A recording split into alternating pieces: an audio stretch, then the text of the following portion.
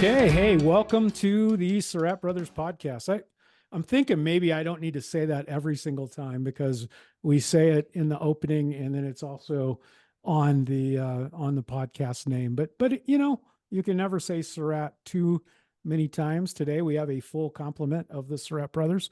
We have Chris. Chris, good to see you today. It's good to see you. And Greg, where are you joining us from today? I am in Charleston, South Carolina. I am in my office. And I understand your office used to have another function there at the church. Is that right? Yeah, it was an unused mother's room. And there's a really, Unused. yeah. And you couldn't find it. We have, I think, 4 mother's rooms in our building. And this one was one they didn't use. And there's a really sad story about how this came to be my office, but I'm still I'm still grieving over it. So Well, that's what Can we're I here. ask if the story was that you're a crybaby? So they thought that's the perfect place for That's Greg good. to have an office. That's good. it's good. It could be. Just a thought. Yeah, we Mhm. are here to explore your grief. So I just want to think through this for a minute. You started that thing, right? You're the founding pastor. Yeah, I got here first. Yeah, 1988, if I remember correct. And that's right. grew into a very big church, multi-site church, pretty well known around the country. You were the co-founder of ARC, which is now, as far as I know, the largest non-denominational church planting organization in America. And you have lost your office. You have been kicked out of there, and now you've been moved to a mother's room somewhere deep in the depths of Seacoast. Is it In the bowels, in the bowels? of Seacoast. Yeah, Doesn't sound like Can I, your career's going in the right direction. I'm just saying. yeah, yeah. can I protest that we don't have to mention Greg's resume every episode? Well, we want to do your resume. We could do that. I'm just saying I don't think he needs any more wind blown up his sails. That's just what I'm saying. I wondered where you were going to blow that wind. I don't know how wind works in Maui, but I'm pretty sure up is nothing. Let's move forward. What's going on? What's new, Chris? Sounds like you have something new to announce to the world today. Yeah, I'm not as far as my life on the island. I haven't mentioned that this episode yet, but yeah, I'm still on the island of Maui. But we this weekend we are announcing a new location, a new building for our campus here. This campus has been associated with Harvest for 7 years, but the church has been around for 42 years, literally in the same spot. We're on the west side of Maui, and we meet in this barn and all. Well, all of that is going away, but we're going to move about a half mile from here. And Greg Laurie, our senior pastor, is coming on island. It's going to announce it, and it's a big deal. So exciting time for us. You do know you just announced it. So like if Greg Laurie's coming on to announce it, you just did it. All 5 people that listen to this podcast, I think we're growing pretty we'll fast. be fine. We'll be fine. Yep. Anything new with you, Greg? Nope. Nope, nothing. This is my 3rd week in a row, not the whole week, but parts of the week spent as a bachelor. And that's not what I'm wired up to do. Like you can only eat so many lean cuisine pizzas in a row before you're like, this may not be the best. So Sherry's coming home tonight. I think she's staying for a little while. So I'm excited about that. You might explore the reasons why you've been a bachelor for 2 weeks. You know why I'm a bachelor 3 weeks? The reason I'm a bachelor for 3 weeks, because are we allowed to do resumes or no? Like my wife's a pretty big deal. Like she is true. I love this title. This is one of my favorite titles of all time. In fact, I talked to Sherry. She's going to come on our podcast. I think in May actually, but that's how big a deal she is. Like I have to schedule 3 months out. But she is the vice president of North America for one. Ooh, yeah. I thought we already had one of those. Yeah, but she's for One Hope, not for United States of America. Hey, let's make this podcast fascinating. Let's talk about Super Tuesday was yesterday. Let's not. Let's just move through that. Let's move forward. But we know who our 2 main choices are this fall. And we are excited about that. We certainly are. Combined age. I'm trying to think. Combined age of 159. So that's pretty good. That's pretty Mm. strong. Yep. Hey, Chris, I saw that recently you work for Harvest, as you mentioned. I saw that King and Country led worship recently there.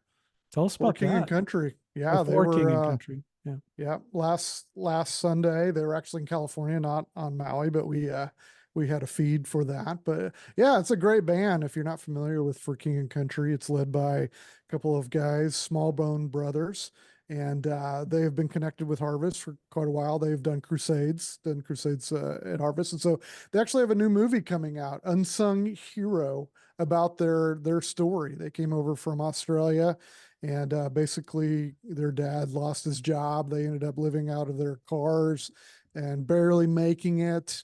And eventually their sister Rebecca St. James, if you remember Christian Oh music yeah. back in the 80s, that's Rebecca their St. I'm sister. sorry, Rebecca St. James is the sister of For King and Country. I had Yep. no idea. I did not know that. Yep. That's She's fascinating. the older sister, and she was kind of the success story for the family. And anyways, they've got a movie, and it's we got to see a preview of it, and it looks really good. Which brought me to think about this weekend. When is the Surratt family movie going to be Surratt. made? Well, it's kind of being made. Did you guys hear they're doing I want to get back to the Surratt family movie, but did you hear they're doing a mini series about John Wilkes Yeah, Booth based on the book Manhunt? which was a great book, by the It way. was a It great book. really was. It'll be Hey, could another. I Go ahead. go ahead? Oh, I I was was just just going to say Manhunt's another chance for many people in America to go, wait, are you related to the Surratts who tried to kill Lincoln? Yes, we are. yes. I did. I read to a fourth grade class yesterday at my grandkids' school, and somebody asked a question. I read the story of my grandpa that I'd written in a book a few years ago, and um, so Lincoln came up, and oh my goodness, it got wild, Oh, I bet. got crazy. Oh, Yeah. I bet the Hey, fourth graders love that. I wanted to ask Chris. So if we go back to the other subject real quick, um, I don't have a movie about my life or anything, but I used to lead worship, and I mean, I'm available if you guys need somebody in Maui to lead worship. We'll look into that, and don't call us. We'll let you know. Okay, good. So I want to Yeah. go back to the Well, movie real quick. So Surratt family movie. Who's playing you, Chris? ooh, that's tough. I wasn't prepared for that. Well, Uh, while you're thinking, I know who's playing me. depends on what age we're going with. So, It like for doesn't. the small bones, they were little kids. We don't They care had to about. have little kids. We don't care about them. No one cares about your Mm, childhood. mm. So So, I know who would who's be playing you? me. Oh, George Clooney, no doubt. We look George alike. Lucas? No, George Yeah, you do Clooney. kind of look like George No, Lucas. George That is Clooney. true. If I People, pulled it up, people you come look a up to lot me. like George Lucas. People He come up to me all does. the He time, looks a lot like that. and I say, "We loved you in Oh Brother, Where Art Thou?" Greg, who's playing you? Jeff Bridges. Oh, that'll work. You do have a Yeah. Jeff Bridges look going there. The Yeah, Big But Lebowski. yeah, I exactly. get that a lot. Do you really? I sound like him. Yeah, The or he only sounds people, like me. the only thing I Yeah. ever get actually is Miller. Used to be on Dennis Miller. Dennis Miller. Yeah. That's the only one I ever get. when I was in Right. college, younger, I used to get Kevin Costner. No, you didn't. Um, You didn't get No, yes, it. I you did. didn't. You Yes, never I did. did. No. It never happened. In your I was actually dreams. sitting in a coffee house one day, and a girl came Right. over and goes, Yeah. for the whole time I was here, I thought you were Kevin Costner." Yeah. Was And she I said, vision I impaired? am Kevin Costner. was she And was she welcome to vision impaired? Yellowstone. Okay, first of all, Yellowstone was 30 years after you were in Yeah. college. Second of This is all, a whole made up story. yeah, There's it nothing true about it. never happened. It's absolutely Oh, true.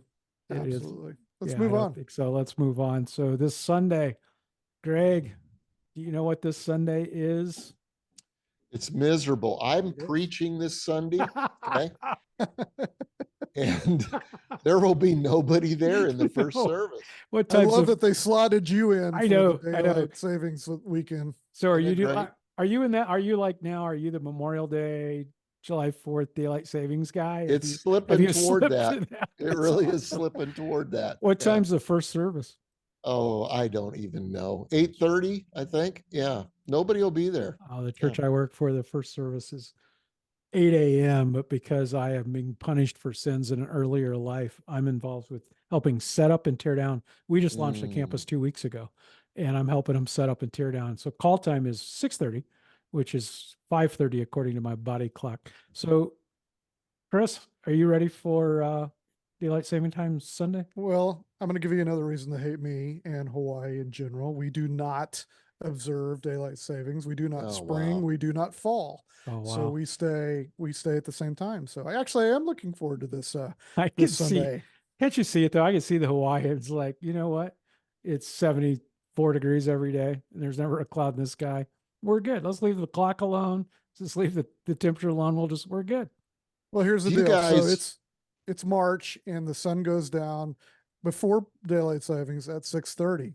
If we fast forward to July, the sun goes down at 6:45. oh, wow. Okay. Okay. Do you guys ever, I don't even know how to say this, but daylight, having been a preacher for years and years and years, and you want to make sure that you get there on time and that you don't sleep through. And I have a hard time remember which one is which, but you remember when you set your clocks. And so you would go set your clock and make sure you got an alarm. Now your clock automatically sets, but I don't trust Apple. I mean, I don't know why, but especially when I'm preaching this weekend, I don't know what I'm going to do because there's no really such thing as an analog alarm anymore. You got to depend on the fact that somewhere somebody is going to change that hour. You ever think You about that? you really think that's how it works? That there's I some do. There's that there's somebody some little somewhere. guy out in Somebody turns a That's California. his switch. responsibility. What if he's mad? What if He's Chris, do he's in you mad? Greenwich. He's in Greenwich Yeah, and it's a he good. Is he in switches the Greenwich? key on. Yeah. Chris, Yeah. do you want to explain it? Let's just let him Google. It Yeah, has go nothing ahead. to do with some little guy setting the clock back. I will say that when I travel, I have some of the same issues, and I know when I have to get up, I travel with a little battery run clock, Oh and it's my. Mm, for that reason. So I will say Oh I'm with you. my. Oh yeah. my goodness. Yeah, we ought to talk about satellites and all the cool things they've come up with in the last 40 years to tell time. Do you guys remember when the was it the iPhone? I think it was the iPhone. When the iPhone was new, the little guy in Cupertino did not set it back. And Androids all worked and the iPhone didn't for daylight savings time. They had a bug in the software. And See, there you go. there you go. And I just remember because I was an Android guy back then, and I just remember making fun of all the. You were an iPhone, Greg, and I remember making fun of all the iPhone people because they couldn't tell time. But Yeah. that's long gone. That's long gone. Hey, I have one silly thing to talk about. Then I'm gonna get into something serious. Did you guys see that like every billionaire in America went to a pre-wedding party in India this week? Did you guys see that headline? I did. I The didn't get an entertainer was invitation. They was had Rihanna, I think, like a Rihanna, personal concert by Rihanna, who hasn't performed in like 8 years. right? Rihanna was the concert. They it was a 3 or 4 day party. It was the pre-wedding party. The groom's sister, when she got married, they estimate that her wedding was a 100 million dollars for her wedding. So Zuckerberg was there, Bill Gates was there, I think Her Elon dad, did Musk you was mention who there. her dad is? He's Richest man in Asia. yeah, richest man in India, Asia. Yeah, absolutely. Yep. So I just bring it up that well, I did want to ask this pre-wedding party, Greg Mhm. or Chris, how much do you think mom and dad spent on your pre-wedding party when we got married? Well, I'll go first. I didn't have a party, but I will talk about the rehearsal dinner.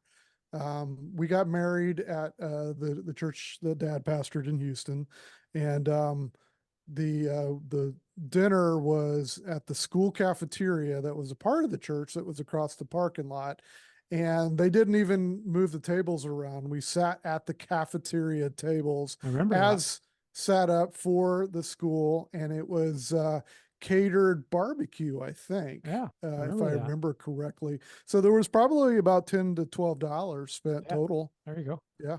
Greg, you Mm. got married out here in Colorado. How big was the pre-wedding party that dad threw for Yeah, you we guys? again, the only thing close to pre-wedding was the rehearsal dinner, Hmm. and ours was mom, dad, me, and Debbie. and we may have gone to McDonald's. I don't know. It was it wasn't at McDonald's. It was I don't know, some little dive out there. Yeah, So not high yeah, dollar.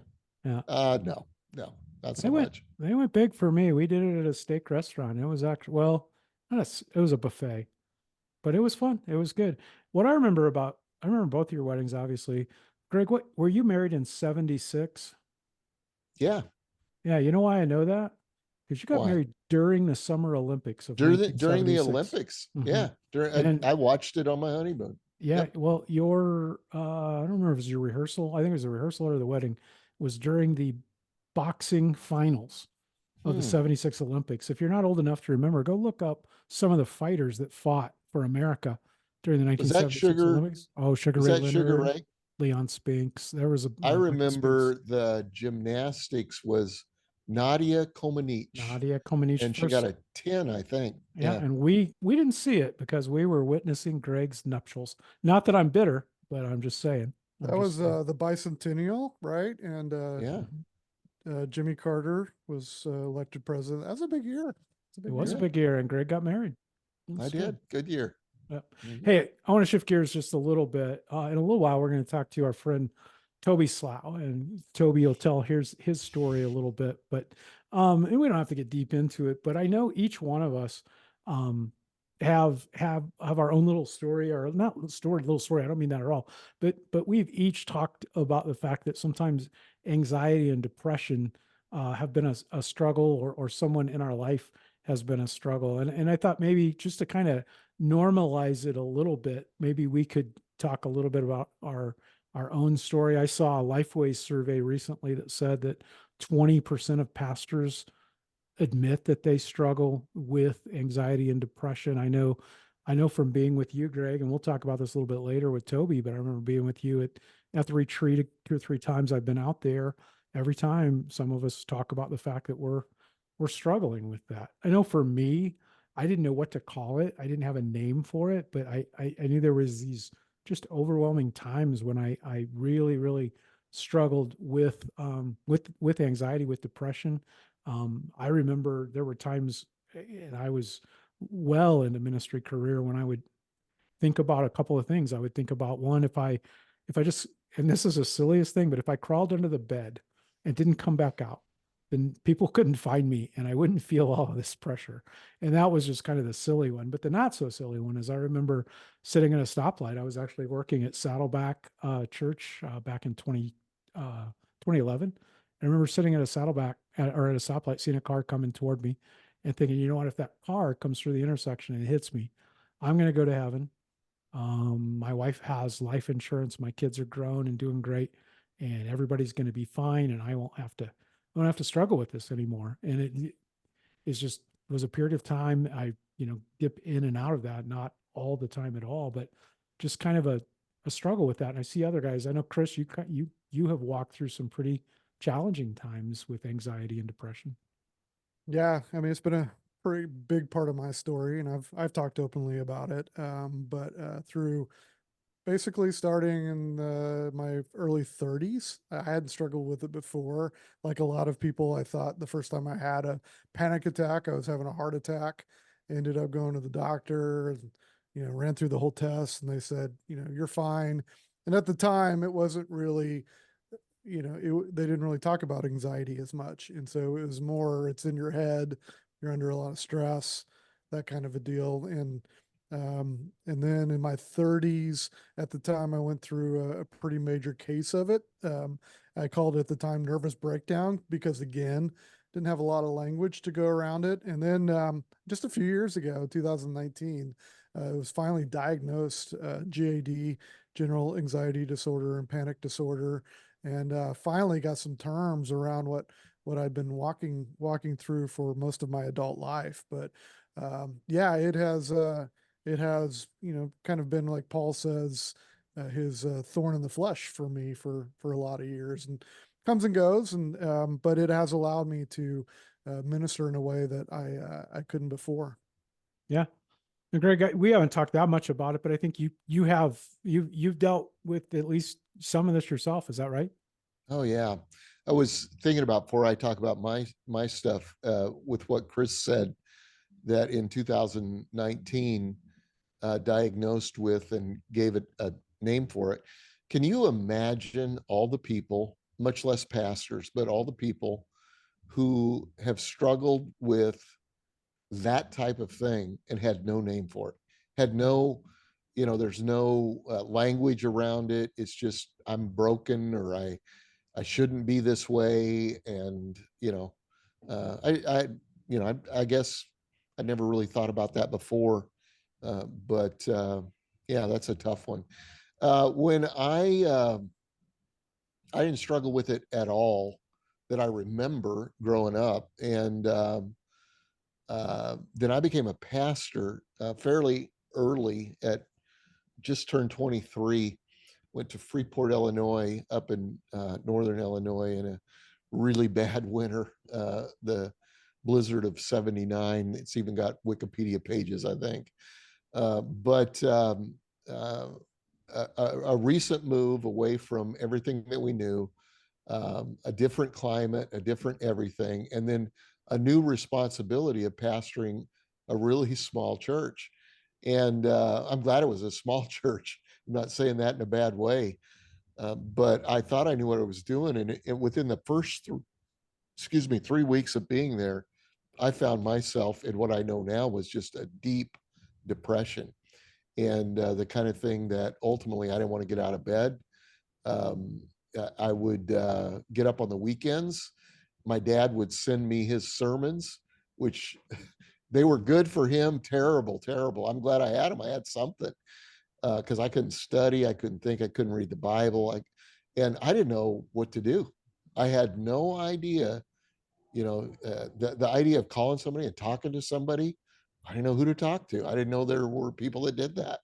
And so yeah, it was a really, really, really hard time. And that was probably, as I remember it, probably about a 6 month journey for me into some sense of normality. Yeah, and we're not telling our stories to say that they're unique. They're our stories. Each one is individual and different. I think one of the things that each one of us would say though is we want to share that because we want people to know they're not alone. And we'll talk to Toby about Mhm. that in a minute. But I think normalizing the fact that you can be a pastor, you can love Jesus, you can read your Bible every morning, pray every day, live the life that God has called you to, and you can also struggle with something not working in your brain the way it ought to work, and it causes this anxiety, depression, that kind of stuff. I read a survey, and I don't know if you guys have seen a stat like this. This one really shook me. A survey says that Gen Z, which Gen Z I think is like early 20s, late teens right now. And for kids, people that are in that age category, 61% of them have been medically diagnosed with an anxiety condition. And Chris, Mm. you said that you were diagnosed. One of my kids was diagnosed very young with a similar condition, but 61%. So this is a big deal. So that's why I reached out to our buddy Toby, and I said, "Man, can you come on and talk with us a little bit?" So let's jump in. Let's talk to Toby. Man, unbelievable to have Toby Slough, the man, the legend, right here with us today. Toby, I saw your newest profile picture on social media. Quite impressive, like unbelievable. Did you have like professional headshots, or no? You're preaching. You've got a preaching thing going on. I have no idea what you're talking about, which is a Oh, little bit scary to me, by the way. that's right. You have people. Toby has people. Hey, we are so thankful that you're with us today. Greg, you and Toby have a bit of a history, don't you? Toby is my best friend. I love Toby. Love who he is, what he's doing. He's just a great guy. He really is. I met Toby, you and I met a long time ago. You probably don't even remember. One of the first times we chatted was actually in Portugal. We were both there doing something with Leadership Network, and back then you were still lead pastor at Cross Timbers in Argyle, and now you're full time doing Gobi. But I'm getting ahead of myself, Toby. We've been talking a little bit about anxiety, depression, both among pastors, but also just crazy statistics we've seen lately around Gen Z. And I know that's kind of your life mission, is helping us a lot as parents, as pastors, figuring out not just our own anxiety, but how to talk to other people about it, how to help other people figure that out. So, hey, Toby, if you don't mind, I'd love to just kind of, as we're beginning just talking to you, tell us your story and your journey a little bit. Yeah. Hey, great to be with, always good to be with Surratts. And I'm glad to be here. My story began almost 30 years ago. I was diagnosed with an acute generalized anxiety and panic disorder. Back in the day, if you guys will remember, I had never heard the word anxiety. I had never had any context for a panic attack. The only word I'd ever heard was nervous breakdown. And in the world 30 years ago, you were either doing well or you were absolutely crazy. And so when I began having these panic attacks while pastoring a church in the Dallas Fort Worth area, once I figured out I wasn't having a heart attack, I became convinced that I was going crazy and that the guys were going to come pick me up in the little white suits and put me in the padded truck and take me off somewhere. And I always tell people that I have been enrolled in a 30-year school that nobody wants to go to. And so over the last 30 years, I've learned a lot about how we can help people. I've learned, unfortunately, how we hurt people. Well-intentioned people hurt people. Most of all, I've learned that what Jesus offers is better than what most understand, which is freedom. Not the absence of something, but the presence of someone in the middle of something. And so I spend my time traveling around our country trying to get tools into people's hands that I have just, I didn't look them up online. I used them for 30 years in my life, used them in the life of my kids. Now I'm using them in the life of my grandkids, because when I was diagnosed, I have never felt as alone as I did in that season of my life. I mean, who do you talk to about not being able to sleep, literally walking the hall of your house all night, not being able to be convincing yourself that the other shoe is about to drop, when you are living in a time when nobody talks about those issues? Especially, you're supposed to be a faith leader. You're supposed to be someone who has the answers. And I was struggling to find answers. And that was a time of, I made God a deal about night 7 of walking the hall of my house, that if he would get me through this, that I'd do everything I could to make sure nobody felt as alone as I had been feeling. Because it was a pretty dark place, Jeff, I tell you. Yeah. Wow. I've heard you share your story a couple of times, and it's just it resonates. And we talked a little bit earlier as brothers, we different stories, but we've all kind of walked a little bit of a path of that. Greg, you and Toby are out at the retreat at Church Creek. You're out there, all the time. Toby, you've been there many times. Greg, pastors, what do you hear, and Toby, both of you guys, what do you hear from pastors around this idea of anxiety, depressing? Is it a little minor thing? Is it a big thing? Is it widespread? What's your sense from the hundreds of pastors you guys have talked to at the retreat? Yeah, I don't know what the statistics are. You know, I've heard like 20 or 25% are, you know, diagnosed depressed, maybe. I don't know. 42% burnout rate. What I do know is that there are just a lot of pastors that are struggling with, what we call mental health issues. Every week, there are people that just talk about the struggles that they're having.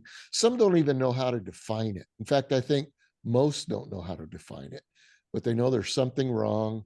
And yeah, so I can give you all kind of anecdotes, but I see it every week. Yeah. Yeah. And for me, I went on a television show 25, 30 years ago called James Robinson Life Today, and talked about these issues. And so I kind of got known as the anxiety guy, which, by the way, nobody wants to get known as the anxiety guy. You want to be the blessed life guy, not the anxiety guy. But that's who I became. And I started getting phone calls from pastors all over the country that heard my story, and it was kind of to me too kind of situation. And can you help me? And I started saying to them, listen, here's what I can do. I can't spend a lot of time with every one of you, but here's what I can do. You send me a text anytime, day or night, because I never turn my ringer on. It won't wake me up. And from a scale of 1 to 5, 1 is, man, I'm struggling. I need you to pray for me. To 5, man, I mean 911. I need something. I can't make it. And over the years, I've accumulated over 300 pastors' phone numbers. And there is rarely a day that there's not multiple numbers of text, especially in the 1, 2, 3 categories. Just they're reaching out. I think the thing that makes me the saddest about it is they don't feel like they have anyone to talk to about it. That, it's like, hey, worship pastor, I'm glad you're calling me. You're at a church of thousands. Is there anyone there that you could talk to about this? And I think because what Greg said, I think because they don't know how to put language around it. There's so much shame involved in it that guys that struggle are having a hard time raising their hand, and saying, and just being honest that they struggle. Yeah, I know. A few months ago, I had a close family member, not anyone on the podcast, that was really, really struggling with anxiety. And Toby, you were you were my first text. And even just to know you were praying, and that's what you responded back was just, hey, here's a couple things, but I'm praying for you. And Yeah. hardly a week goes by that I don't get a text from you saying you're praying for me. I'm praying for you. It's just, there's a lot to knowing I'm not alone, like both with my own anxiety struggle, but with some relatives that really, really walked through very dark times.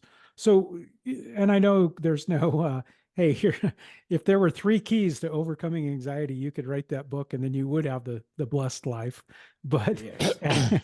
as you talk to pastors, probably you talk to pastors every week who say, man, I'm struggling with this. What are 1 or 2 things that you say to them as a, hey, here's what you need to know?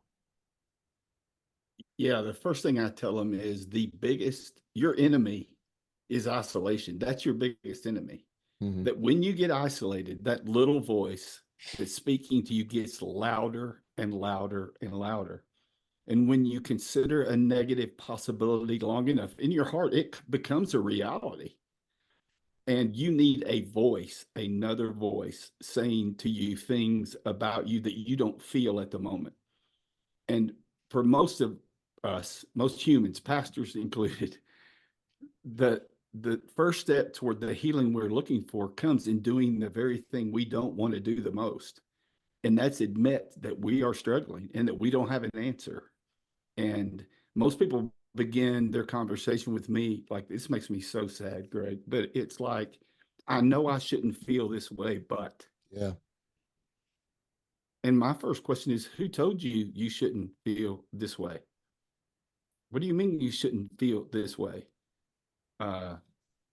And I think having someone else that you can have these kind of conversations about where people aren't being prescriptive.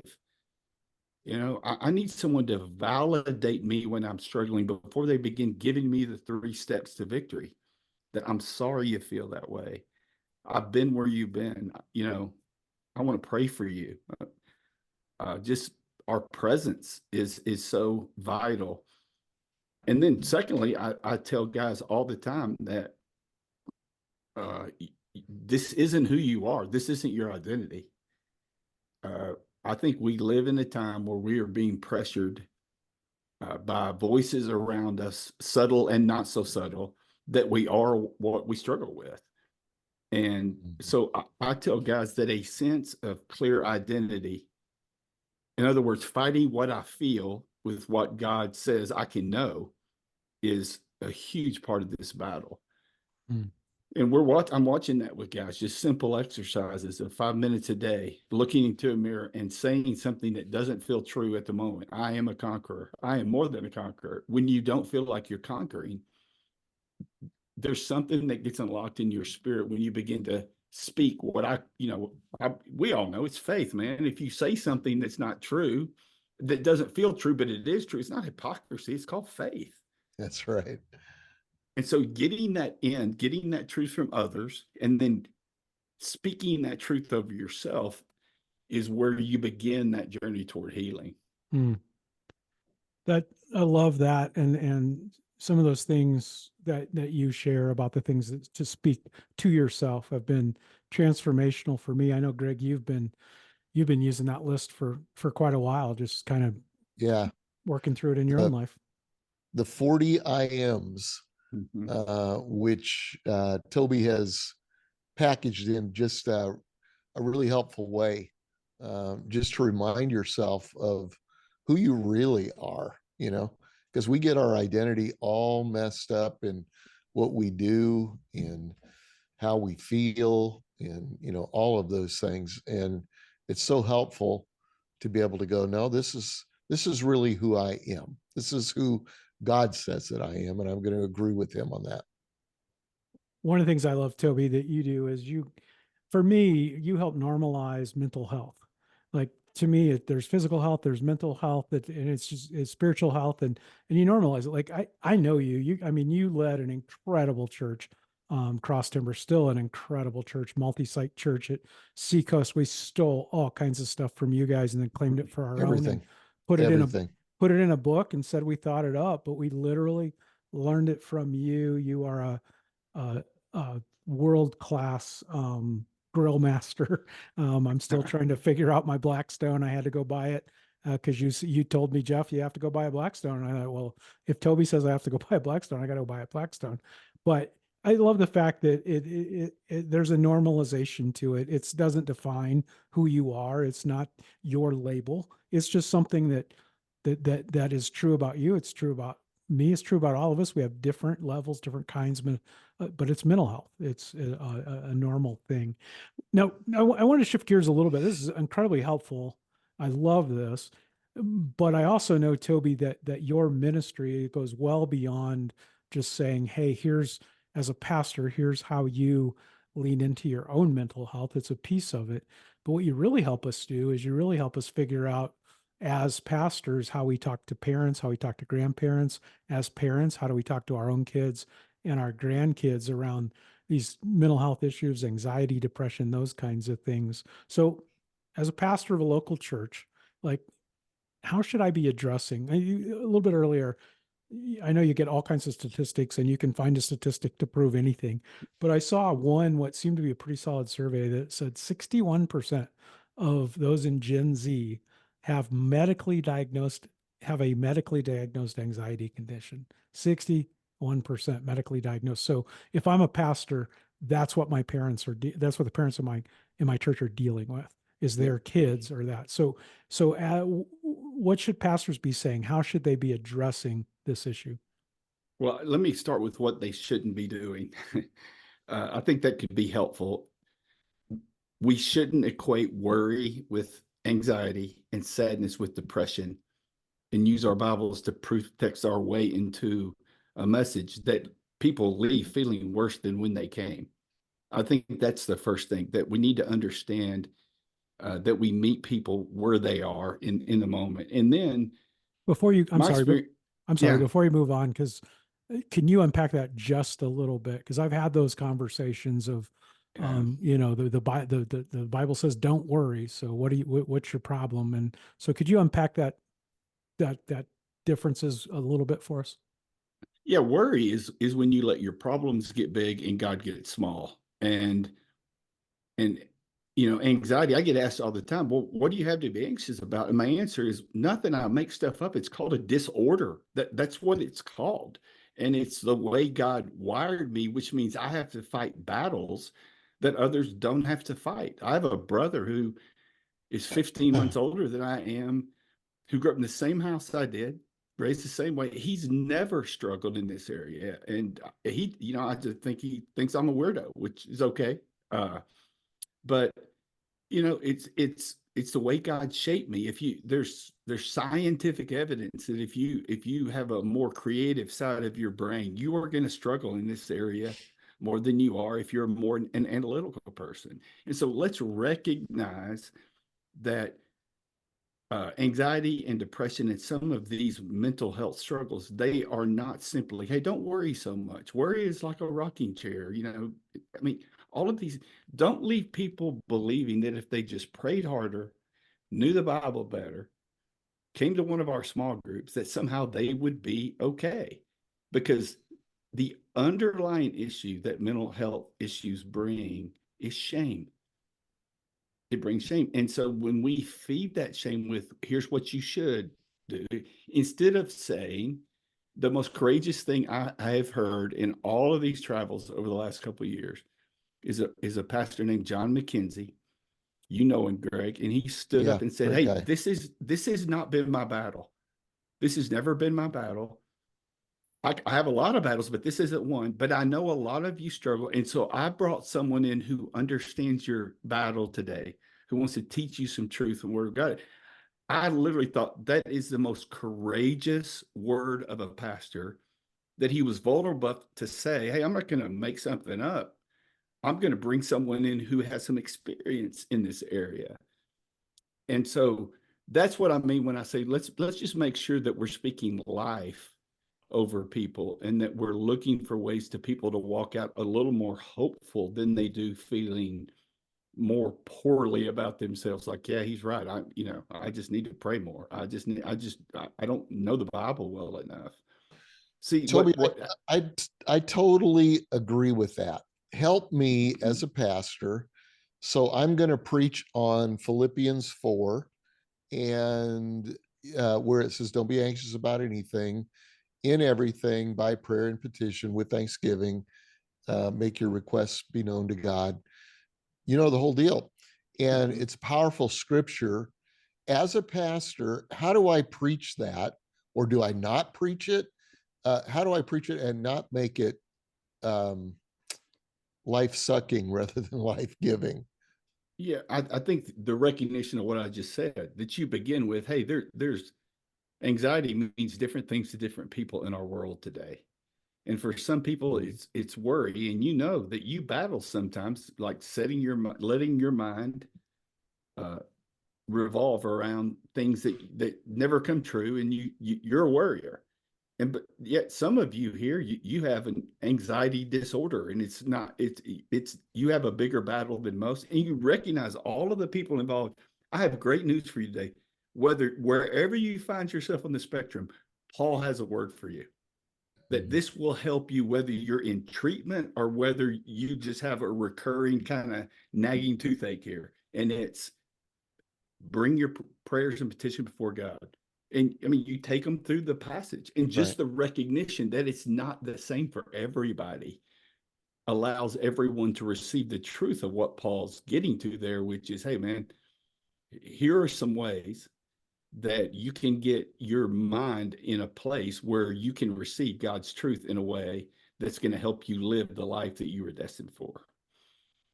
That's great. Hey, Chris, you've been pretty quiet, so we're going to do a little quiz real quick. Remind our listeners, we haven't talked about it yet today. I don't think, maybe we did earlier. I don't remember. But where exactly are you living right now? Well, for someone who is also diagnosed with GAD and panic disorder, it's a pretty good place to be. It's on the island of Maui. That's right. That's right. So tell us, Chris, everything you know about the goby fish, which I believe is native to your island or to Hawaii. Do you know a lot about the goby? I don't know a lot, but I Oh, do know, thanks to Toby's resources, that it's a fish that basically gets stronger by battling through its circumstances so it can survive. It doesn't avoid them. It actually gets stronger through them. Right? Am I right, Toby? 100%. It is the All very right. thing that most of us avoid, that God uses to transform us into the person of our destiny.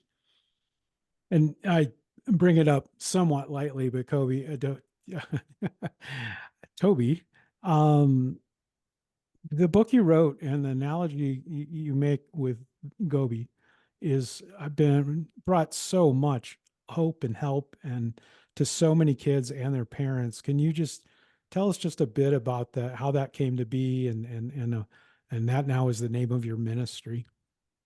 Yeah, the short version is I wrote a book at our 20-year birthday as a church about the lessons I had learned over the years in fighting in this area. And I was looking for a closing illustration. My publisher said, "Hey, this needs to be good," which we all know is like like the death sentence for someone who's creative. Hey, this has to be good. So I started searching for something that would illustrate this upstream kind of lifestyle that I felt like I'd been living. And that's where I found out about this goby fish.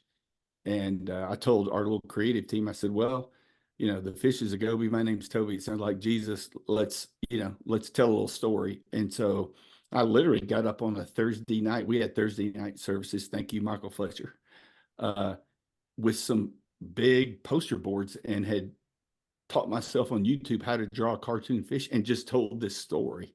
There was really no intention behind it other than finishing off this series and encouraging people to keep fighting.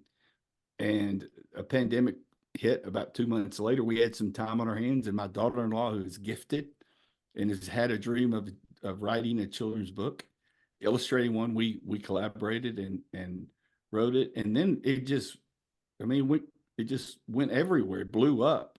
We had no idea that this was going to become the issue, the Chicago fire of our generation, especially for our kids.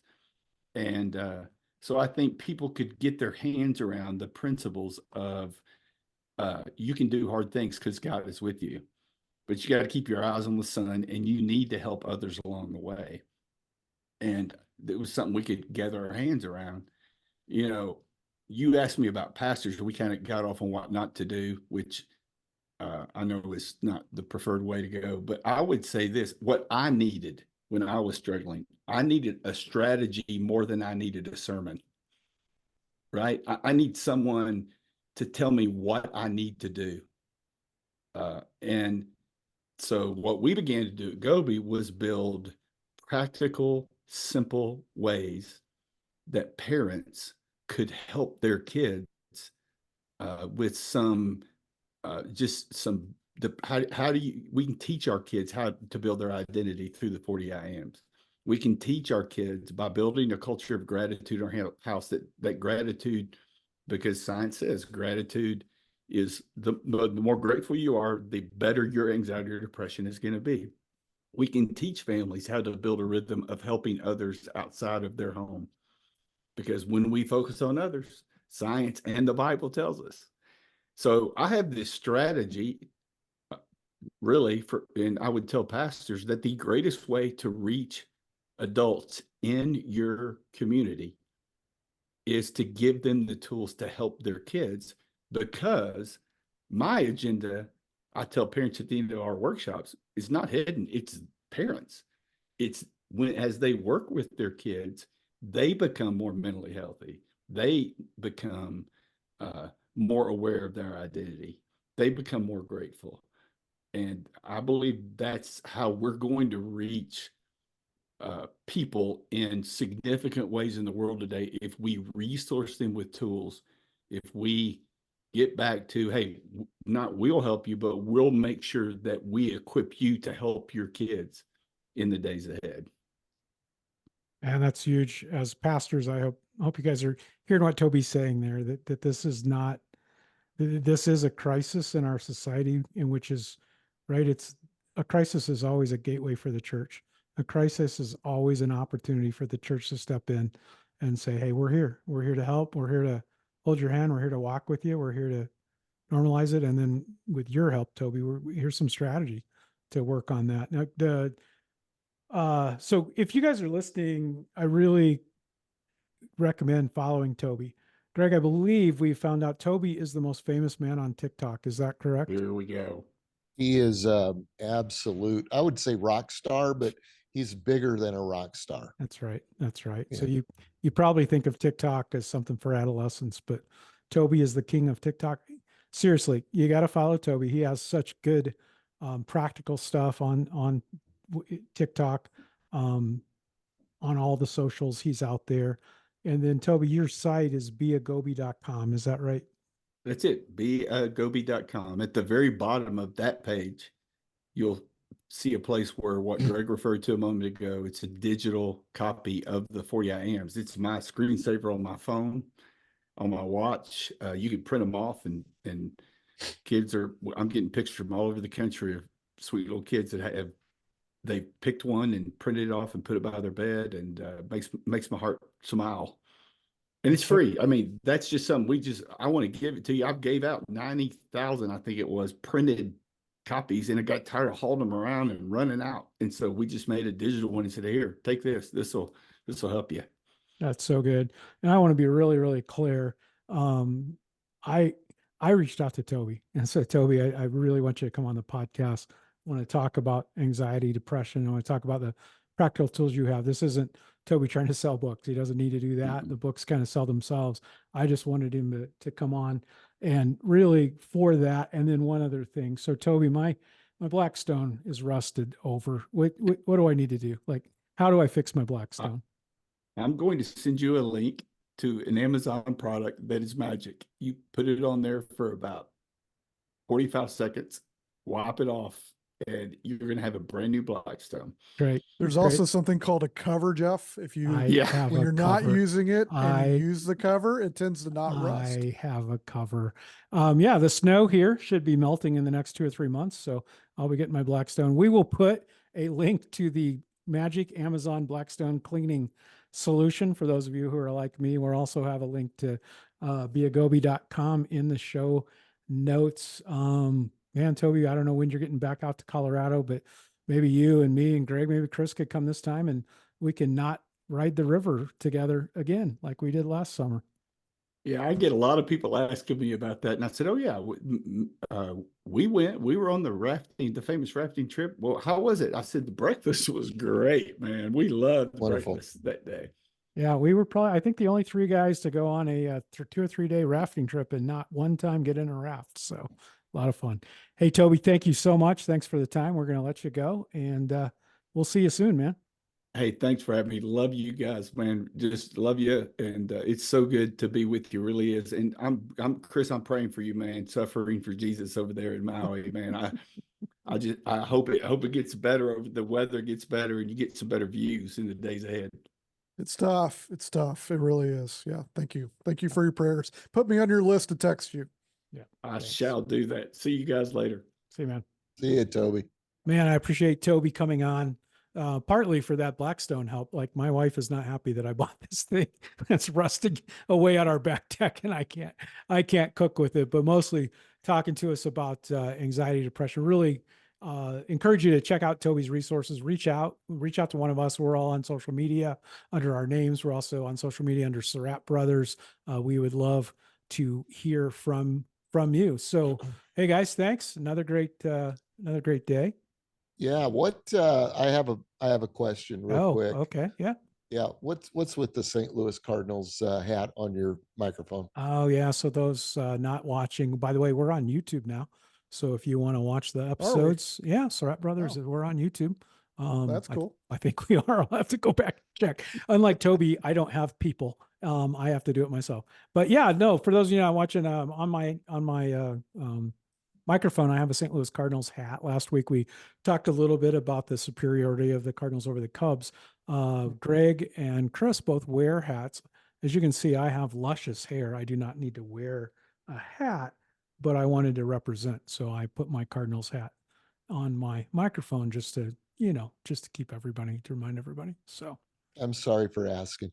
I wonder. I would have left that alone. Yeah. Yeah. So the season starts in about 3 weeks, right? Yep. So let's finish up with this. All right. Predictions. Greg, where are the Cubs? I'm sorry. Where are the Cubs going to finish this year? First place. First place? World Series or no? Yep.